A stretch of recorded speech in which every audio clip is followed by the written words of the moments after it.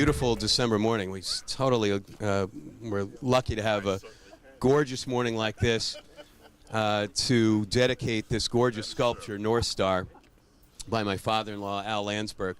Just to make some initial introductions, I'm very thankful to have City of Peekskill officials here today, Mayor Frank Catalina, Kathy Talbot, who's on the City Council, City Manager Richard Lyons is here today. Am I missing anyone from the city?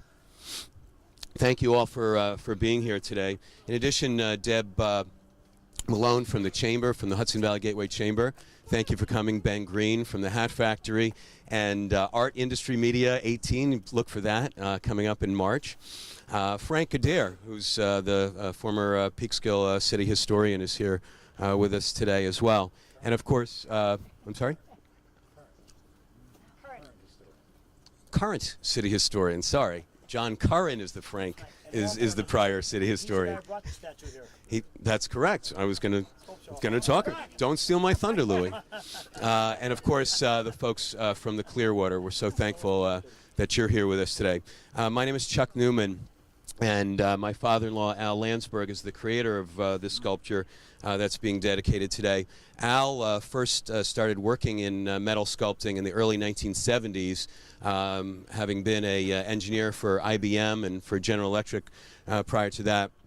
Al took up blacksmithing and ultimately took up welding and started to work in metal and various metals and studied metallurgy. So he has public work in various places in the country on display, including in Reston, Virginia, in Garrison, New York, in Yorktown, where he recently donated a piece that sits on the community center field, and now we're pleased to have this sculpture, North Star, that was donated to the Peekskill IDA. The Peekskill IDA, the Industrial Development Authority, actually owns the property that we're standing on now. So bringing the sculpture to Peekskill is about a year in the making. This sculpture is partially comprised of a sailboat mast that was taken from a derelict sailboat that was at the Peekskill Yacht Club many years ago. And knowing my father-in-law, I figured he would have a way to make this derelict sailboat mast into a beautiful piece of art, which he has done. Knowing that the Factoria, which is the building that you'll all have the opportunity to see here, was in the works about a year ago, I contacted Louis Lanza and John Sharp, who are the proprietors of this space, which you'll get to see, and asked whether there might be a place here at Charles Point for a sculpture. Al had previously had this sculpture, North Star, on loan to the city of Yonkers for about 4 years, but was looking for a permanent home for it and had always thought of having it closer to home in Peekskill. And he'll tell you more about how he came to think of the Clearwater and Pete Seeger. Just to give you really a little bit of history about the connections for Al and this family with Pete Seeger. My late mother-in-law, Joan Landsberg, lived in Croton Park Colony part of the time growing up. She was from the Bronx.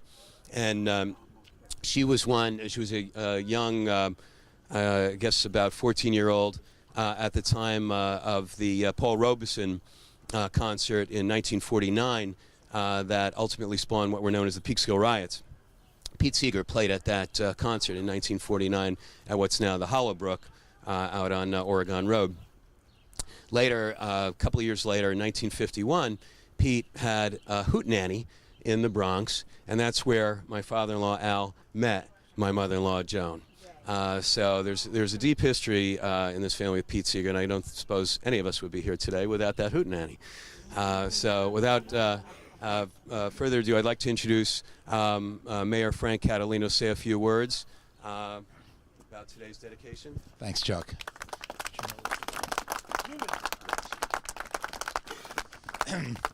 Kathy, will you join me? Sure. So I'd like Kathy, Councilwoman Kathy Talbot, to join me. Kathy's at all these dedications and groundbreakings and ribbon cuttings, and on the council. This will be one of my last dedications, Kath, and I just want to thank you for your support, and you're always here for all the businesses in Peekskill, and not all the council people come to these things, so I just want to thank you on behalf of the entire city and personally for always being here. And you. Thank you. You've been here to pretty much every one of them, Frank. I want to. You want a hug? Hold on, let me get my camera. I want to. Let me get my camera. I just want to thank Chuck Newman. Chuck is one of those guys that is always here for Peekskill. He's always in the background. He's always doing the right thing for Peekskill.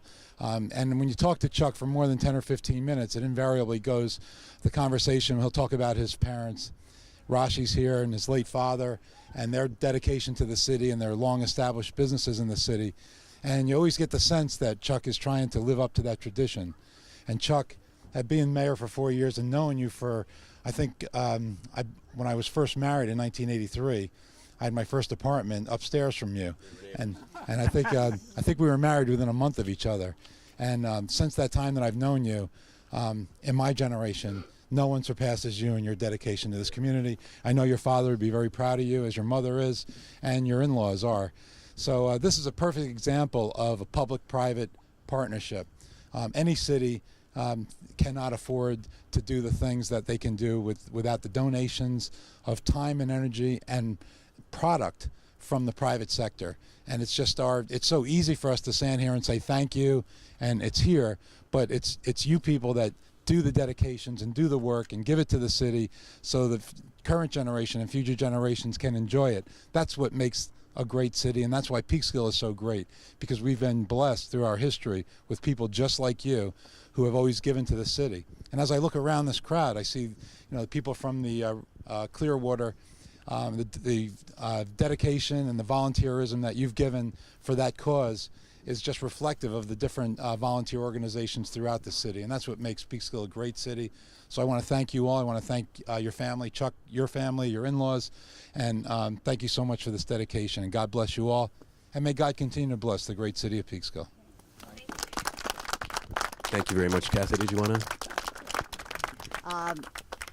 I'm thrilled to be here because this event combines some of my very favorite things in the whole world. One is sculpture, and this is a beautiful piece of art, and it's going to be here for ever. It combines the river, which is a very, very special thing for Peekskill. Peekskill's riverfront is arguably the most beautiful riverfront on the Hudson. I'll say that here and now. It's been something that's been worked on for many decades, and it is very beautiful, and it's a big draw for people in the larger area when they come to Peekskill.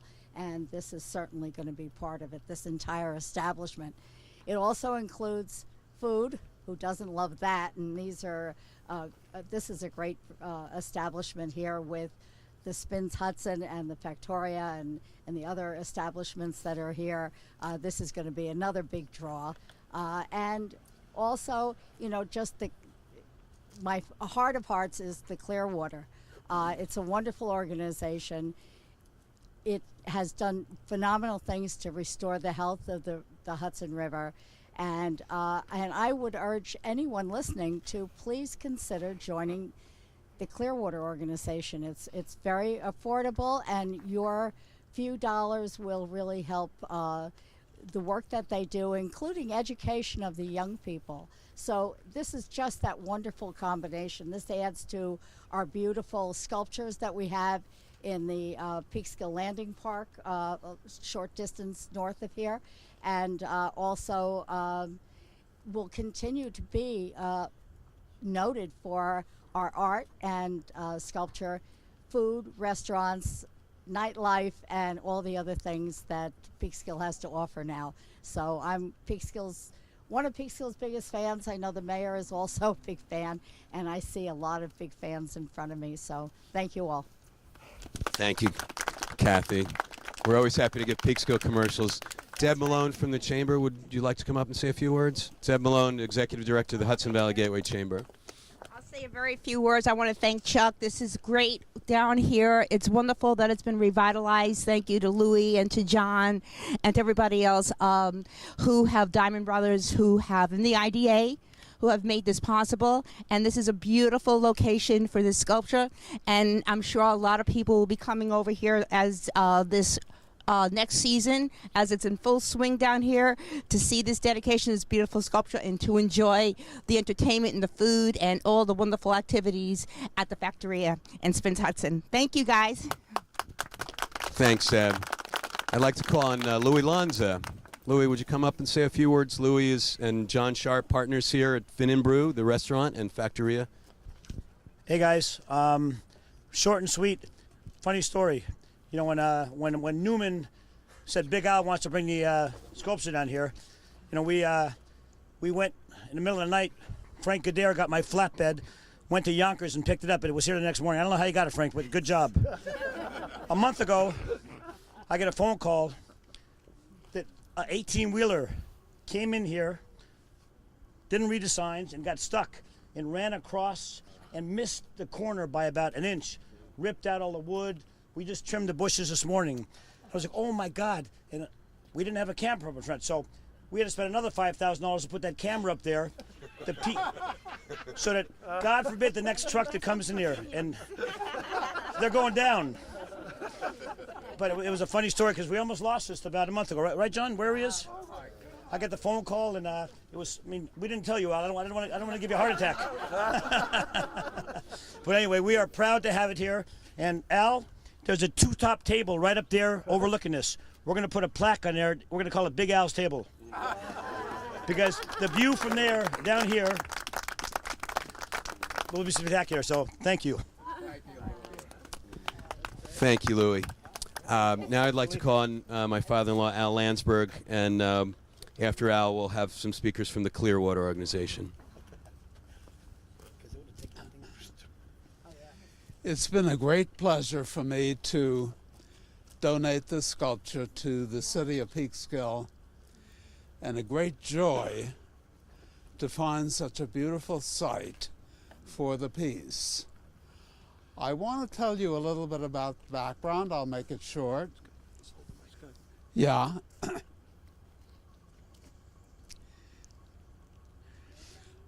For many years, I've been interested in the Hudson. I've lived in Yorktown for a long time, and some of the old-timers here will remember that the Consolidated Edison Company had advocated in the 60s what was called a pump storage power plant at Storm King Mountain, which is just a bit up the river here. The idea was to develop a reserve capacity for electric power by taking advantage of the excess capacity of their plants during the nighttime when people's lights are turned off. They would use their steam turbines to pump water uphill at Storm King Mountain in a lake that they would create at the top of that mountain. And then during the day, when the need for power was greatest, they would let the water fall and operate a water turbine to generate power. Well, the Hudson River is one of our most magnificent resources, and there was a huge opposition and outcry to Con Edison's proposal because it would have spoiled Storm King Mountain.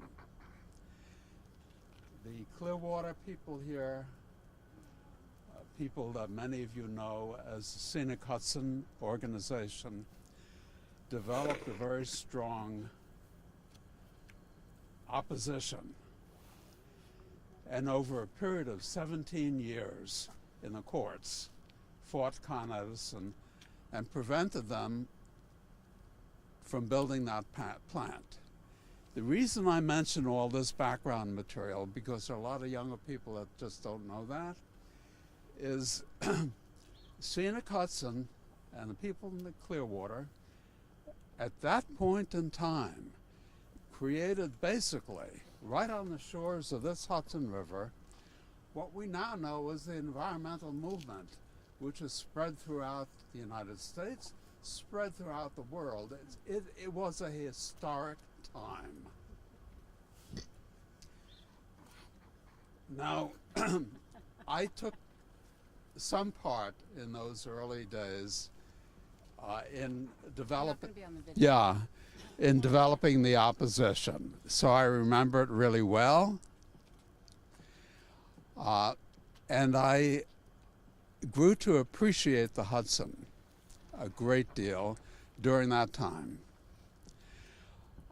I have, as you know, fortunately, a son-in-law, Chuck, he and his family have had boats on this river for many, many years. So I was drawn to the river for various reasons. Now, when the environmental movement moved into high gear, and there have been decades of effort to clean up the Hudson, much cleaner now than it ever was. I figured this is the time to recognize the history, the resiliency of this region and the people that live in it, in bringing back what was once a beautiful river and is now again a beautiful river. In the Industrial Revolution, there were factories, there were railroad trains, there were towns and cities all dumping their waste into the river. The place was a mess. That was the growth of civilization for a few hundred years. But during the late part of the last century, we all came to the conclusion that this can't go on. I mean, we need to have a place where we can live and love and enjoy and recreate. And so the environmental movement had transformed the river, brought it back, changed the shoreline from an industrial area to what we now know is a highly recreational place. The city of Peekskill extraordinarily fortunate in having done a beautiful job in redeveloping its waterfront. It was once a place where trains were very popular, dumping all kinds of sludge from steam engines. So when Chuck came to me and said, there's an old sailboat that's been abandoned here at the yacht club, are you interested in having any parts of this thing? It's going to be carted away. I came down and looked at it, and I saw this aluminum mast, which became part of a sculpture. I envisioned a sculpture that could, in a way, recapture the history of this river. At one point in time, there were schooners that ran up and down this river for more than 100 years, bringing goods in, bringing goods out, and they were wind-driven ships, believe it or not. I mean, there was enough wind on this river. I mean, sometimes it would die and they would have to wait. Then the wind would pick up, and they were able to make their way all the way up to Albany. Eventually, the Erie Canal was built, and so that provided an entranceway into the heartland of the country. The point is that sailing was incredibly important in development of this whole region of the country, and I wanted to honor those sailing ships. When the Europeans, the Dutch, the British, the Spaniards came to this country and they saw these vast prime forests, they realized that this was a place where they could find the materials that they needed to build these huge ships. I mean, masts that were 100 feet tall, made out of a straight single tree. The hull's made of timber. So this sculpture tries to recapture that moment when trees were so important in building those ships. The branches on the tree are made of aluminum. The mast is made of aluminum.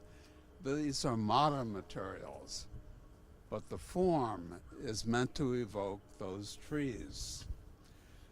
The other thing that the sculpture is designed to evoke is the history of sailing.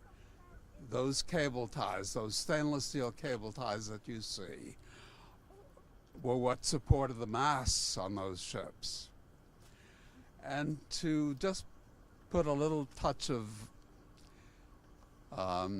current art on the piece, there's a stainless steel eagle at the top that on a windy day will move around. You might see it shift slightly. It's a kinetic sculpture, and it honors the area because, as you know, this is a place where eagles come in the wintertime. So the total concept is geared to the river and to our history, and it's been such a pleasure to have the city of Peekskill, the very wonderful people who have built this new establishment, this event space and recreation space. I am glad to be part of this and glad to be able to do this. It's really been a pleasure. I would add one thing. I continue to live in Yorktown, and I have a separate workshop, a studio out and back of my house. And I'm interested in the education of young people. So I've had a number of interns over the years, and I have to give credit because I had interns learning how to do aluminum cutting and welding and participating in the building of this particular sculpture. As Chuck had mentioned, it was originally on loan in the city of Yonkers, right near the Yonkers Pier. But I knew it wasn't going to be a permanent home. I was looking for one and just delighted when the opportunity came to put it here on this marvelous site. So it's my pleasure to welcome you here. I know that it's going to be a pretty hot spot as the walkway along the river advances. Over the next year or two, it's going to come down from Peekskill and pass right by here. So there'll be an opportunity for many people to see it. There's a plaque here that gives kind of a little summary. I'm going to read it to you. It's going to be installed permanently on a concrete base. At the moment, this is temporary, but I do want to read it to you. The name of this sculpture, by the way, is North Star, and it's a reference to the fact that sailors, historically going back hundreds, even thousands of years, who plied the oceans, used the North Star as a reference point in their guidance for navigation. So it's called the North Star, and I will now read the plaque. Dedication. Can you hear me? Yes. Loud and clear. Okay. North Star is a celebration of sailing. Early on, the Northeast furnished masts and the timbers needed to build the sailing ships that was so important in the development of our nation. The Hudson River was a critical waterway, but in our haste to grow, didn't recognize their vulnerability to human and industrial pollution. The birth of the environment movement on these shores and the Clearwater, the brainchild of Pete Seeger, represents an incredible story of human resilience to the Clearwater and to its symbolism for the recovery and preservation of the Hudson I dedicate the sculpture North Star. Thank you very much.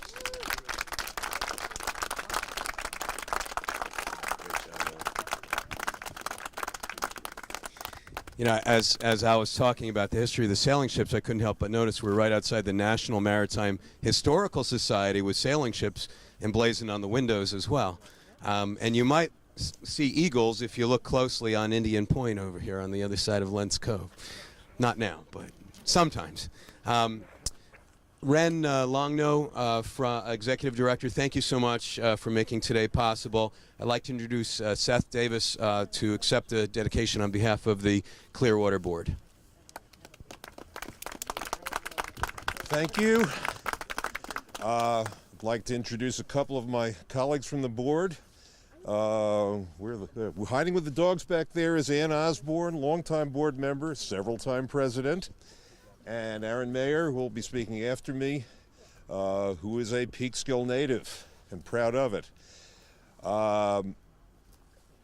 I'd like to begin also with a few personal words because there's a number of threads running through this that resound with me. I grew up in Croton down the river. This river is an important part of my life. During the time that I was growing up and living there and raising my family, I was watching the wonderful things that have been going on here in Peekskill. It's amazing to see the vibrancy and life that's in this city. And I'm proud of the fact that my son Mark and his wife Jenny, they're back there, have made Peekskill their home. They bought a house here and moved in a few months ago, and it makes me very happy to see them here.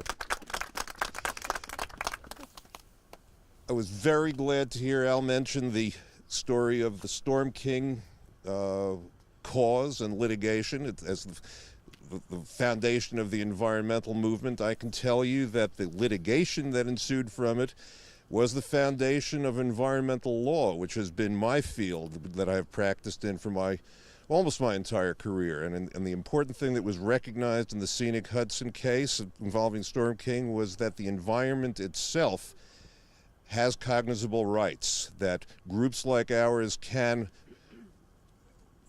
fight for in court, and we often do. But our mission at Clearwater isn't so much litigation. We have a mission, and as a board member, I read the purpose clause in our bylaws several times. I can't quote it from memory. But what we are for, what we're about, is the health of this river valley, the health of the river, and in its broadest sense, the communities on its side. Every member of the community that lives on the banks of this Hudson is part of Clearwater's mission. And we emphasize, in the spirit of Pete Seeger and his wife Toshi, working together with all kinds of people, everyone with an interest in the community, everybody with an interest in the river, bringing access to the river back to the communities, making the river safe, making the river clean.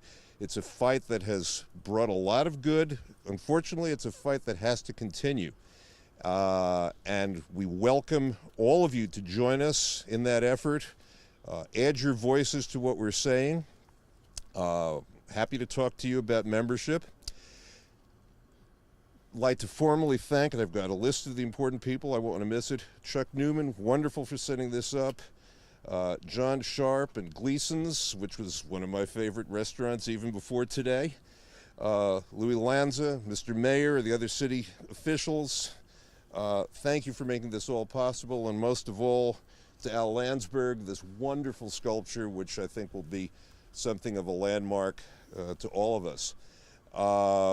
Urge you all to think about joining us, think about supporting us in other ways. We're having a big gala dinner in February that we hope you'll consider attending. You can get online and buy wonderful Clearwater merchandise. You can get a hat like this. You can't, however, get a wonderful T-shirt like the one my friend Roy Volpe's wearing from the shop. You can, and here's the way you get it. You volunteer at the Revival, which I did last year for the first time. You want to talk about volunteer at the Revival? There it is. You can get your own Revival shirt. I worked. I never had so much fun, and I even got to hear some of the music.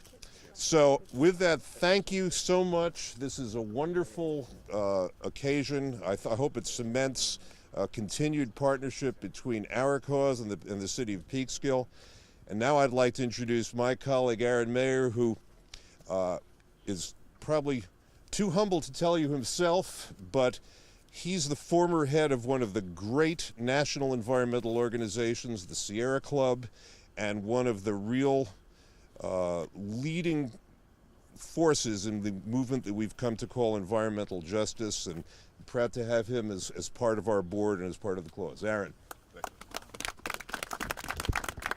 Well, I think we've got enough of the sculpture, and this is a very important sculpture. And let me get off the top. Mr. Landsberg, thank you for this wonderful gift. We cannot talk about reclaiming the river and reclaiming community without these important steps. And this is just one of many of thousand steps in a journey that we're going to all have to come together to take to reclaim and save this Hudson River. Now, I say take and reclaim. I'll explain. But before I do that, because it's great for the film, but I really want Mr. Landsberg. Can you join me, Mr. Newman? Can you? The guy that said Newman. Well, I know it's not so much the fault, but I also want my board members and our volunteers. So if our Clearwater family can come on up, because the thing is, what a film doesn't capture and what will go out to the press are the leaders and the volunteers and the families whose lifelong commitments to the Hudson, are really behind this. We cannot talk about a North Star without the guiding visions of leaders and families that, as I said, still have faith in our community and our river. More importantly, that is the pure vision of Pete. The other piece is what is also Clearwater's mission, is connecting families and communities to this river. And to that mission, it is artistic works like this, mentoring works and leadership like this that bring us, as I say, full circle and passing on that knowledge. And with that, we need the help of the entire Hudson River Valley community. The environment is still at significant risk and threat. Our Hudson River is still the nation's largest Superfund site.